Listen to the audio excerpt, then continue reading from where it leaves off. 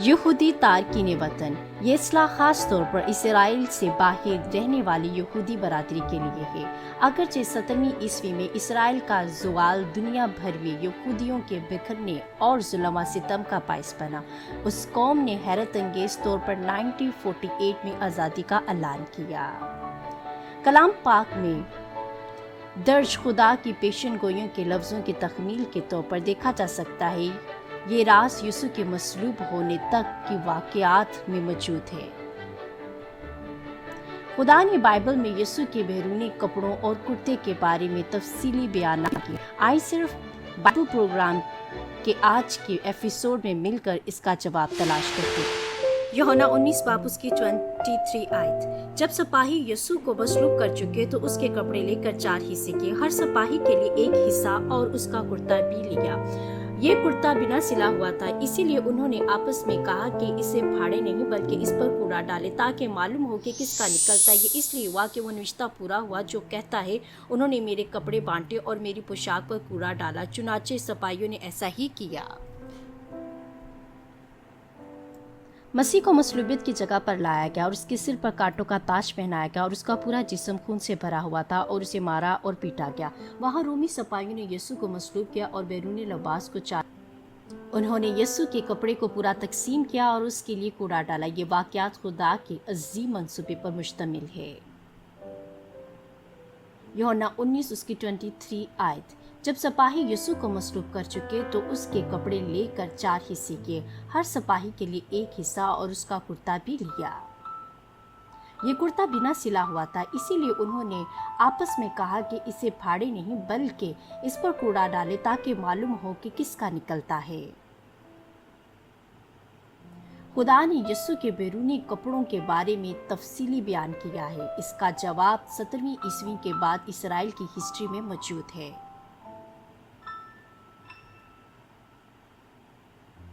چونکہ یسوع مسیح یہودیوں کے بادشاہ کے طور پر زمین پر آیا تھا، اسی لیے یہ بیرونی لباس روحانی طور پر اسرائیل یا یہودی لوگوں کا حوالہ دیتا ہے۔ جب رومی سپاہیوں نے یسوع کو مصلوب کیا اور اس کے کپڑوں کو 4 حصوں میں تقسیم کیا تو لباس اپنی اصل شکل کھو چکا تھا۔ یہ روحانی طور پر اسرائیل کے آنے والی تباہی اور یہودی لوگوں کے بکھرنے کی علامت ہے۔ اگرچہ اصلی شکل کھو گئی تھی، لیکن لباس کے 4 حصے ابھی بھی باقی تھے۔ اس کا مطلب یہ تھا کہ اسرائیل نام برقرار رہے گا چاہے قوم تباہ ہو جائے۔ اور 70 میں اسرائیل تباہ ہو گیا اور لوگ دنیا کے چاروں کونوں میں بکھر گئے۔ جیسے کہ یسوع کے بیرونی لباس کو 4 حصوں میں تقسیم کرنے کی علامت یہ بتاتا ہے کہ یہودی آج پوری دنیا میں کیوں پائے جاتے ہیں۔ جب یروشلم رومی جنرل تیتس کے پاس گرا تو رومی فوج نے شہر کی دیواروں کو تباہ کر دیا اور عبادت گاہ کو آگ لگا دی۔ محاصرے میں عبادت گاہ جل گیا اور سونا پگھل کر پتھروں میں جا گرا۔ رومی سپاہیوں کو سونا کھرچنے کے لیے ہر پتھر کو پھاڑنے پر آمد کرنا اور کوئی پتھر نہیں چھوڑا گیا۔ محاصر انتہائی تشدد کی طرف سے نشانزد کیا گیا تھا اور حاملہ خواتینوں کو کھلا کاٹا گیا اور بچوں کو بے رحمی سے ماؤں سے چھین لیا گیا۔ وحشیانہ ظلم سے بچے جانے والوں کو رومیوں نے پکڑ لیا اور غلام بنا کر بیرونی سرزمین پر لے گئے۔ اسرائیل کے ظلم و برباد کی ایک وجہ تھی۔ متی 27 میں پیلاطس نے ڈرتے ہوئے یسوع کو مصلوب کرنے کی مذمت کی، اعلان کرتے ہوئے، میں اس آدمی کے خون سے بے قصور ہوں، اس کو آپ خود دیکھ لیں۔ تمام یہودیوں نے جواب دیا، اس کا خون ہم پر اور ہمارے بچوں پر ہوگا۔ یہ لفظ یہودی لوگوں میں بے پناہ خون ریزی کا باعث بنے۔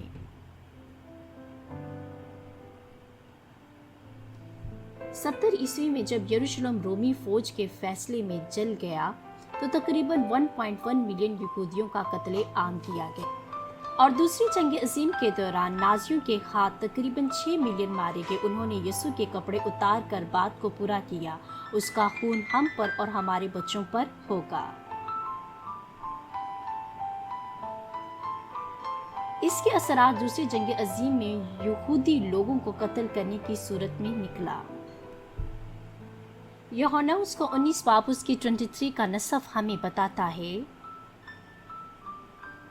कुर्ता बिना सिला हुआ था, एक टुकड़ी में ऊपर से बना हुआ था। कुर्ते का हमवार होना इस बात की निशानदगी करता है कि उसे एक ही टुकड़े के तौर पर बनाया गया था। बहुत से लोगों को इस बात की परवाह नहीं है कि आया उनके ज़ेरे जामा हमवार हैं, तो खुदा ने यीशु के लिबास का इतना तफसीली बयान क्यों दिया?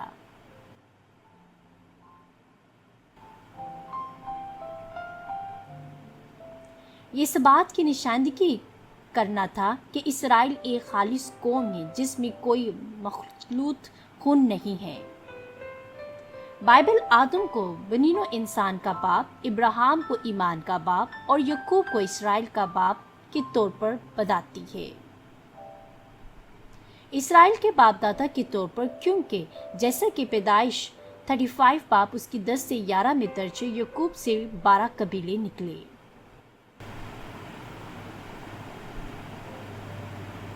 इसराइल यकूब के 12 बेटों के जरिए कायम किया गया था, जिसमें खून की मिली जुली लकीर नहीं थी। रहबाम की बादशाही के दौरान जो सुलेमान बादशाह का बेटा था, इसराइल 2 हिस्सों में तकसीम किया गया। शुमाल सल्तनत को मलकियत इसराइल और जनूबी सल्तनत को मलकियत यहूदा कहा गया।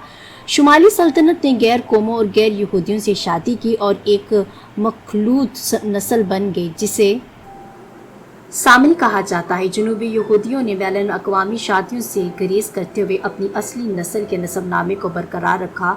वो आज यहूदियों के नाम से जाने जाते हैं। यीशु के कुर्ते के बारे में बयान कि वो बगैर सिला हुआ था, टुकड़े में ऊपर से बना हुआ था, ये इसराइल को एक खालिस और गैर मखलूत कौम के तौर पर जाहिर करता है, जैसे कि वो यकूब के ज़माने से चली आ रही है। रोमी सिपाहियों का यीशु के कुर्ते को तकसीम करने की क्या अहमियत थी? कुर्ता रूहानी तौर पर किसी शख्स के दिल की नुमाइंदगी करता है। यीशु का कुर्ता, जो कि इसराइल का बादशाह होने के नाते पहनाया गया, यहूदी कौम के दिलों की अलामत है। हिस्ट्री भर में बनी इसराइल को चुनी हुई कौम करार दिया गया, जिन्होंने वाहिद सच्चे खुदा की इबादत की, और उनके जद अमजद इब्राहिम ने भी। यीशु के कुर्ते का महफूज रहना इस बात की अलामत है कि अगरचे कौम छीन ली जाए, लेकिन यहूदी कौम की रूह, उनका दिल जो खुदा की खिदमत के लिए धड़कता है, वो सलामत रहेगा।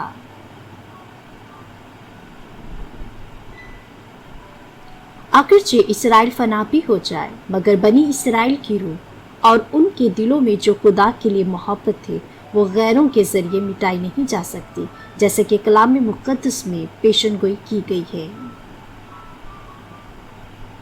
खुदा ने इसराइल को अपने बरगज़ीदा लोगों के तौर पर उनके साबित कदम दिल की वजह से चुना।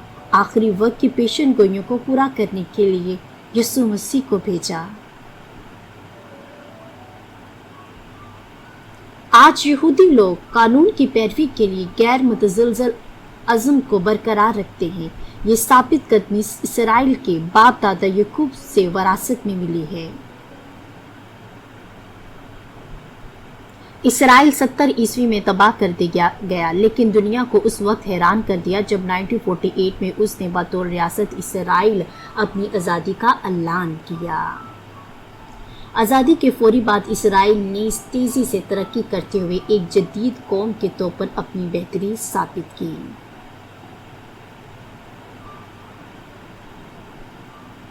जैसे रोमी सिपाही यीशु का कुर्ता नहीं फाड़ सके, वैसे ही कोई भी इसराइल की उस रूह को नहीं छीन सकता जो खुदा की खिदमत करती है। आखिरकार उन्होंने खुदा की मर्जी को उसकी चुनी हुई कौम के तौर पर पूरा किया जब उन्होंने अपनी आज़ादी का ऐलान किया। यीशु ने मत्ती 24 बाब 32-35 आयत में कहा, अब अंजीर के दरख्त से एक तमसील सीखो, ज्यों ही उसकी डालियां नरम होती हैं और पत्ते निकलते हैं, तुम जान लेते हो कि गर्मी नज़दीक है। इसी तरह जब तुम इन सब बातों को देखो तो जान लो कि वो नज़दीक बल्कि दरवाजे पर है। मैं तुमसे सच कहता हूँ कि जब तक ये सब बातें ना हो लें, ये नस्ल हरगिज़ तमाम ना होगी।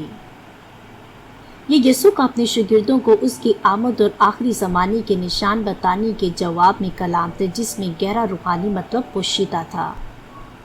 अंजीर का दरख्त इसराइल की अलामत है। सर्दी उस वक्त आती है जब पत्ते झड़ने लगते हैं और ठंडी हवाएं चलती हैं। गर्मी उस वक्त आती है जब अंजीर के दरख्त की शाखें नरम हो जाती हैं और उस पर पत्ते निकलने लगते हैं। ये इस बात की अलामत है कि जब इसराइल गिरता और फिर दोबारा आज़ादी हासिल करता है तो खुदावन की दूसरी आमद करीब होती है। अगरचे इस नस्ल की दुरुस्त मदद मालूम नहीं, लेकिन ये बात यकीनी है कि ये ज़रूर पूरी होगी, चूँकि हमने इसराइल की आज़ादी को अपनी आंखों से देखा है। ये जाहिर करता है कि इस नस्ल का इख्ताम करीब आ चुका है। खुदा बाप हर जान की निजात चाहता है। आखिरी ज़माने में तफसीलात बाइबल में हमारी फहम के लिए दर्ज की गई हैं।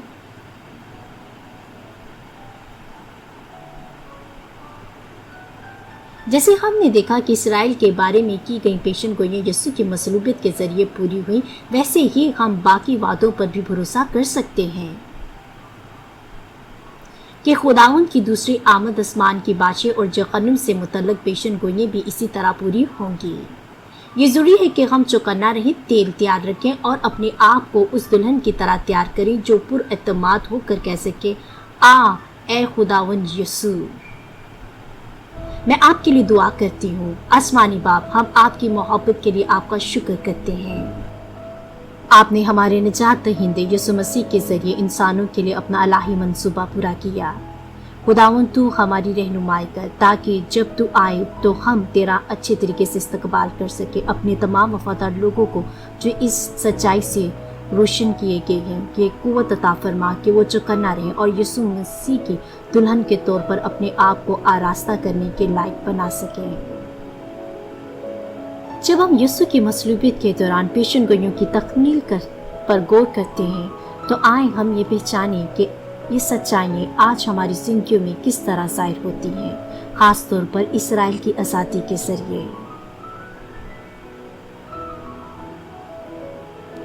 आए कलाम पर मुकम्मल यकीन करें और बरकत हासिल करें जब तक खुदावन वापस ना आ जाए। मैं खुदावन यीशु मसीह के नाम से दुआ मांगती हूँ, आमीन।